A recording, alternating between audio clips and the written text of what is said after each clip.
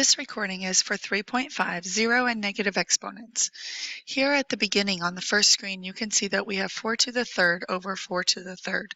And what that means is that we have 4 3 times over 4 3 times. When we go ahead and we multiply those out, we're going to get 64 over 64. And we already know that that is going to equal 1. Here on the other side, we have exactly the same thing, only we're using the method that we've already been taught, which is that we're going to subtract our exponents when it looks like we're dividing. So we have 4 over 3 over 4 over 3, and so we're going to do the 3 minus the 3, and we're going to get 0. So we know that because these two are the same, that their answers will be the same no matter which way we do them. And we have answered that we have 4 equals, or 4 to the 0 power. So we know that 4 to the 0 power is going to equal 1. Any number to the 0 power is going to equal 1. It doesn't matter what number it is. To the 0 power, the answer is 1. Let's walk through a couple of these.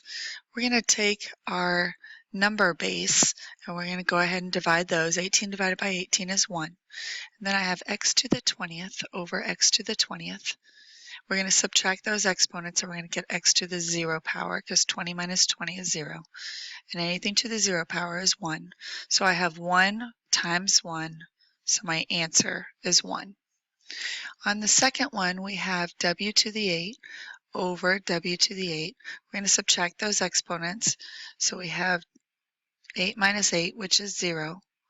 And then we're going to have z to the 15th over z to the 8th. When we subtract those, we're going to get z to the 7th. So here we know that w to the 0 power is 1 times z to the 7th power is just going to be z to the 7th power. Our third one, we're going to have 9 over 3. We're going to divide those out and get 3.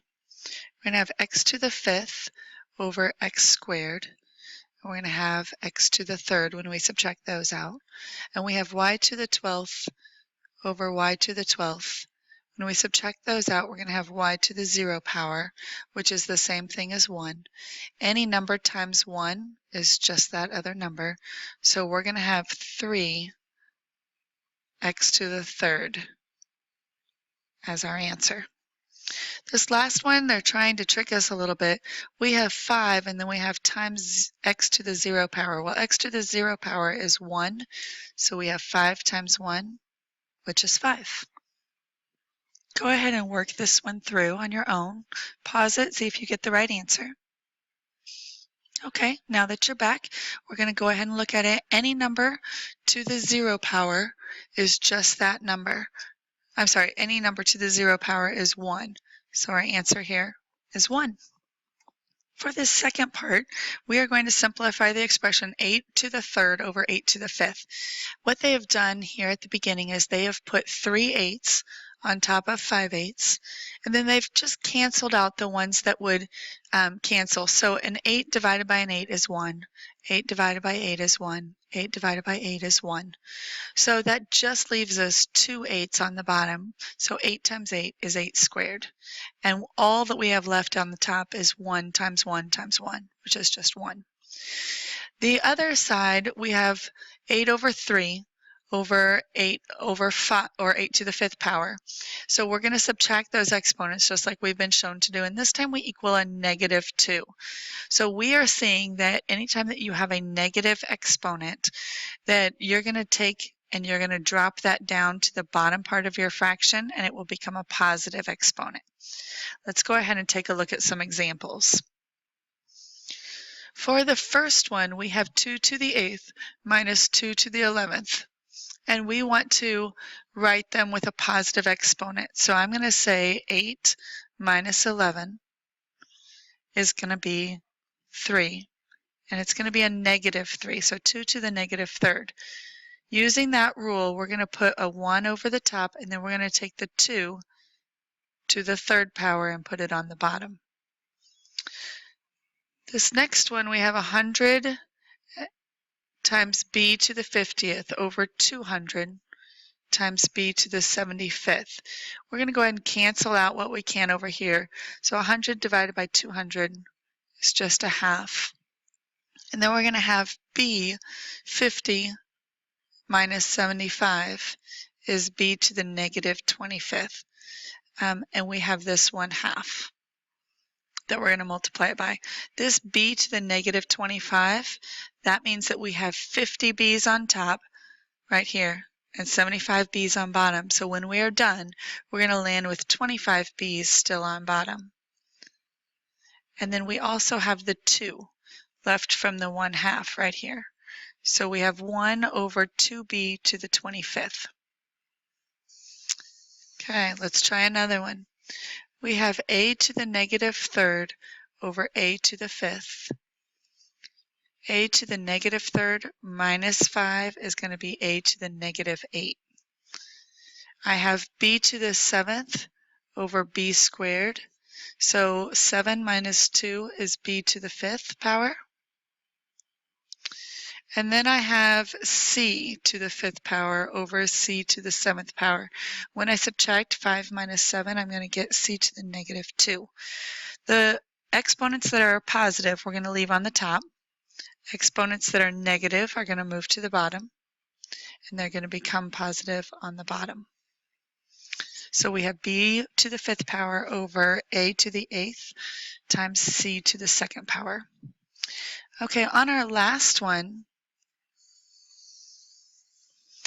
we have 2 times x to the 3rd, y to the negative 5th, all times a negative 2 exponent. Remember that every single one of your exponents or every single base has an exponent. So this 2 has an invisible 1 right there. So I'm going to take this exponent and multiply it by every exponent that I have here. So I'm going to do 2 times my 1 first. I'm going to get 2 to the negative 2 power. I'm going to get x, and then I'm going to do 3 times negative 2, which is negative 6. Then I'm going to do y to the negative 5th times negative 2, and negative 5 times negative 2 is a positive 10. So now I'm going to look. I'm going to go ahead and solve as much as I can. Any exponent that is negative moves down to the bottom. So I'm going to have 2 squared. I'm going to have x to the 6th move to the bottom, and y to the 10th stay on top. The only thing I can do to simplify this is 2 squared, I know is 4. So I'll just go ahead and change that over, and then that's my final answer. On your own and see if you get the right answer. So here I've shown my work. I've gone ahead and subtracted out my m exponents and my n exponents. My m exponent became a negative 3, so it moved to the bottom. And my n to the 1st power is positive, so it just stays at the top. But I don't need to write down the 1 because it is invisible. All bases have a exponent of 1 unless it shows something different. So we want to know if each expression is greater than 1, equal to 1, or less than 1. So we're just going to go through and do the math real quick. So 3 squared is 9, so that one's going to be greater than 1. So I'm going to say 3 squared is greater than 1. 3 to the negative 2 exponent, remember that we're going to put that on the bottom of our exponent, and so that's going to be 1/9, and 1/9 is less than 1. 2 to the 0 power is 1 because anything to the 0 power is 1. 2 to the negative 3rd power, it's going to look like this. 2 to the negative 3rd, and that's going to be 1/8. So that's less than 1. 2 to the 3rd power, that is 8. So that's greater than 1. And 3 to the 0 power is 1 because anything to the 0 power is 1. 4 to the negative 3rd power, we want to know, is it greater than 1, less than 1, or equal to 1? And as we are looking at it, we're going to say it is less than 1 because 4 to the negative 1/3, or 4 to the negative 3rd power is the same as 1 over 4 to the 3rd.